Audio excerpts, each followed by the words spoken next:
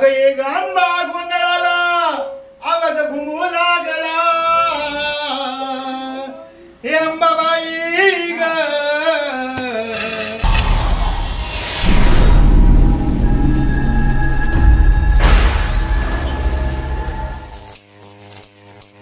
आणि कपिल देव चॅनलला like share subscribe करा।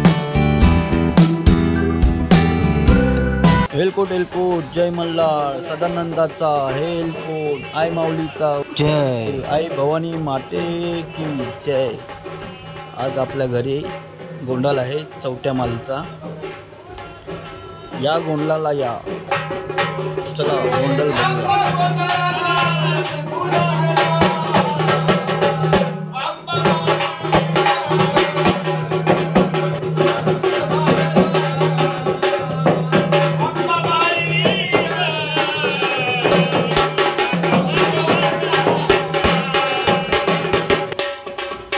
देवाची टली घेऊन जाते।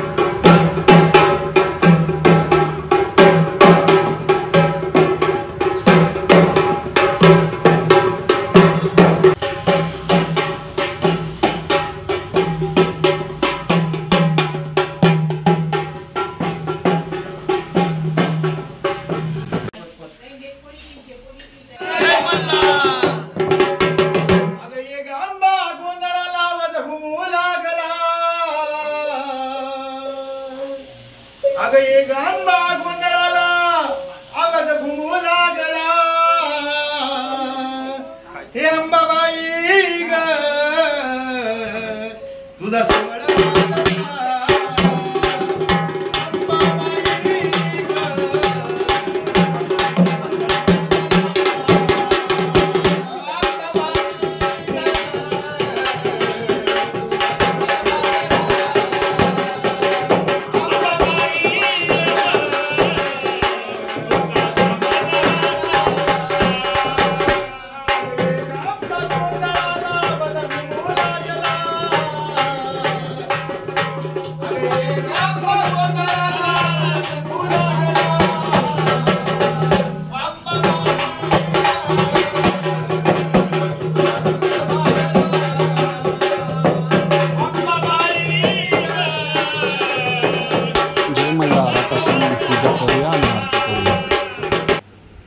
हेलकोट हेलकोट जय मल्हार आई भवानी माते की जय। मल्हारी मार्कंडा करे पटा उरो भंडारा आई माऊलीचा उदय उदय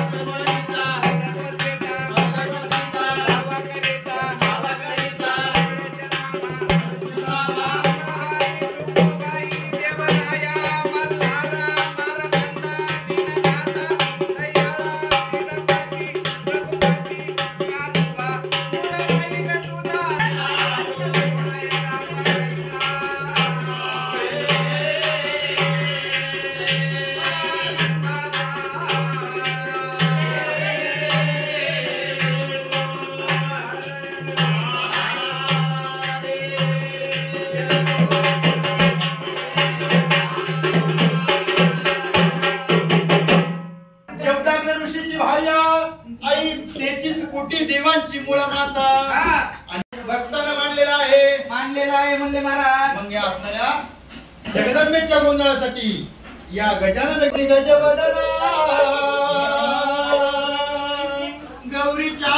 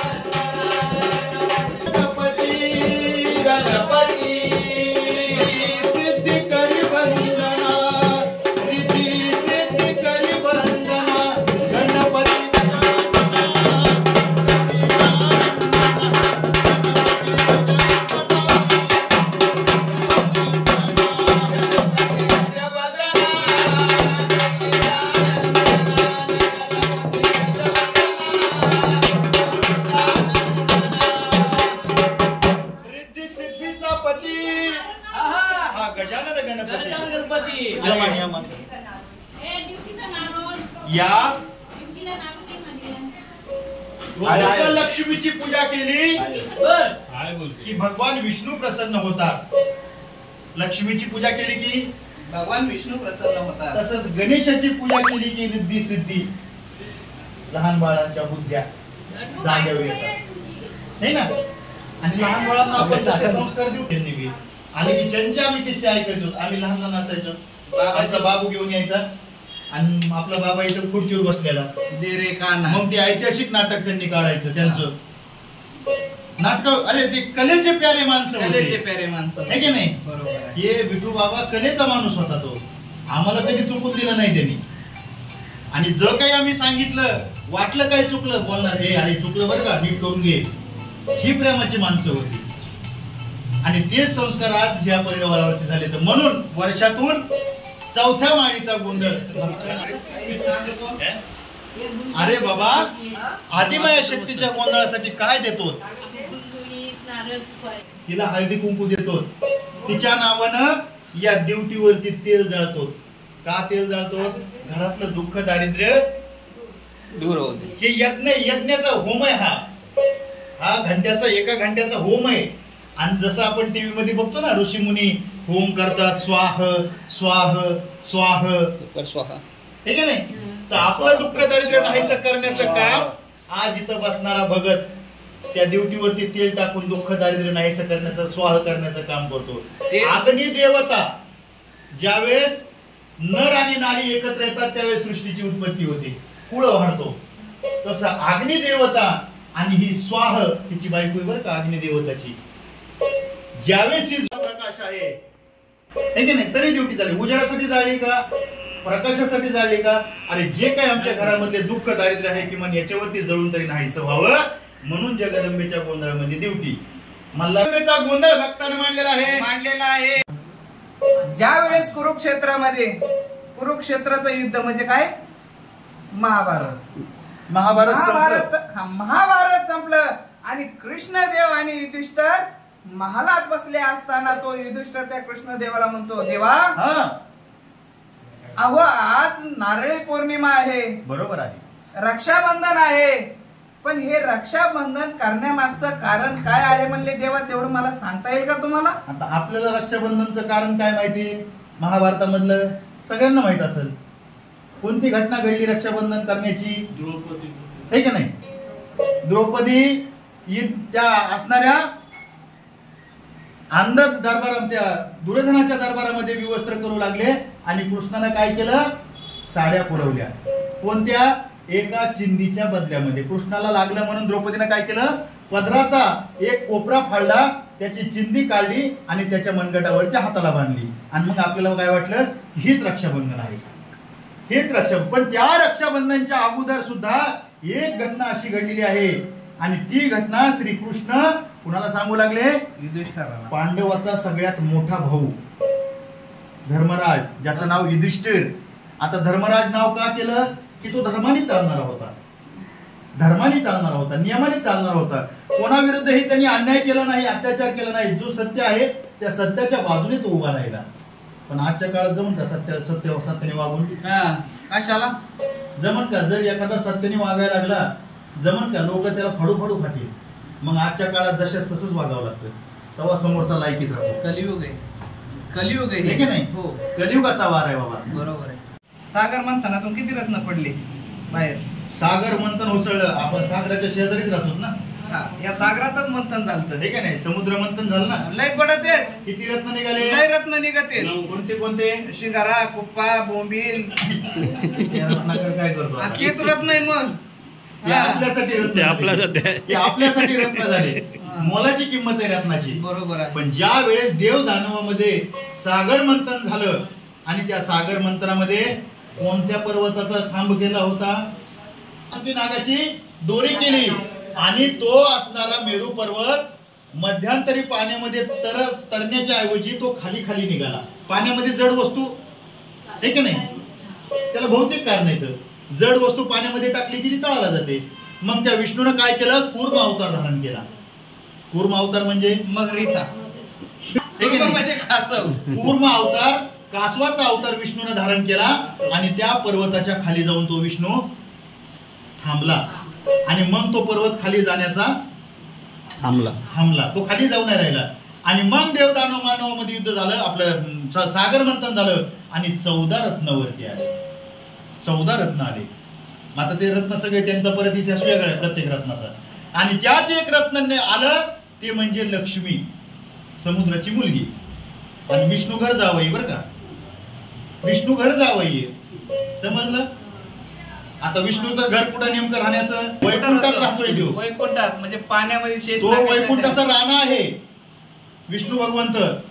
पण कोणत्या शेषाच्या नागाच्या शय्येवरती झोपलाय? समुद्रात. सासरवाडीतच जाऊन झोपला ना. लक्ष्मी कोण आहे? सागराची कन्या. सागराची कन्या लक्ष्मी. आणि तो तिथं जाऊन माझ बेडवरती झोपलाय. नागाचा बेड केला आणि त्याच्यावर झोपलाय. बायको पाय झोपी ती. म्हणजे जावायचं सुद्धा सासरवाडीत नाही खाटे त्या. घर जावई बोलून चालून. आणि ती लक्ष्मी सागराची बायको. आणि इकडं त्या असणाऱ्या श्रीकृष्णानं गोष्ट सांगितली की ऐक. आणि श्रीकृष्णानं सांगितलं 14 रत्न बाहेर निघताना त्याच्यामधनं लक्ष्मी निघली. लक्ष्मी ही नात्यानं झालं, सागराची मुलगी झाली ती. विष निघलं, विष महादेवानं प्राशन केलं. आणि 14वं मोलाचं रत्न निघलं अमृत. आणि देव आणि त्या दानवांसंग कपट केलं आणि अमृत स्वर्ग लोकांमध्ये घेऊन गेले. अमृत कुठे गेलं? स्वर्ग लोकात गेलं. आणि अमृत म्हणजे अमृताला घेण्यासाठी हे दानव त्या स्वर्ग लोकावर वारंवार युद्ध करत होते, आक्रमण करायचे. पण दानवांना कधी यश आलं नाही. आणि त्याच दानवामध्ये एक राजाचा जन्म झाला. त्याचं नाव काय होतं? राजा बळी. बळी राजा कोणाचा मुलगा? कोणाचा बळी? हिरण्यकश्यप दैत्य कुळीतला. पण आईचे संस्कार त्या प्रल्हादावरती झाले. आई विष्णू भक्त. अगं एक आंबा गोंधळाला आवाज घुमू लागला. अगं एक आंबा गोंधळाला आवाज घुमू लागला. हे अंबाबाई ग तुझा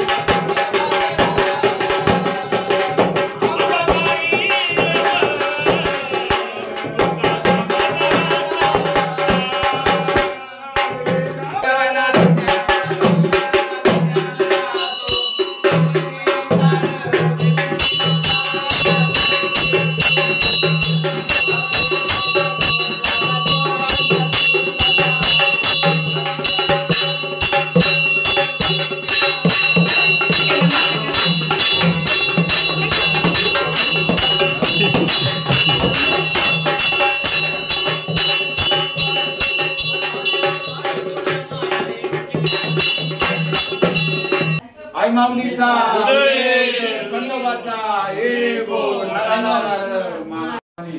भक्ताने तुझ्या का म्हणल्याच्या गोंधळ दिलाय तुला. जिथं जाईल तिथं त्यांच्या पाठीशी उभे राहा, आलेले विघ्न दूर कर. काय कमाईच बरकत दे, आज धंद्या पाण्यात दे, समुद्राची लाट सांभाळ. एवढंच हे भक्ताचं तुझ्या मागणं आहे तुझ्या चरणी. बोल आई माऊलीचा उदय खंडोबाचा हे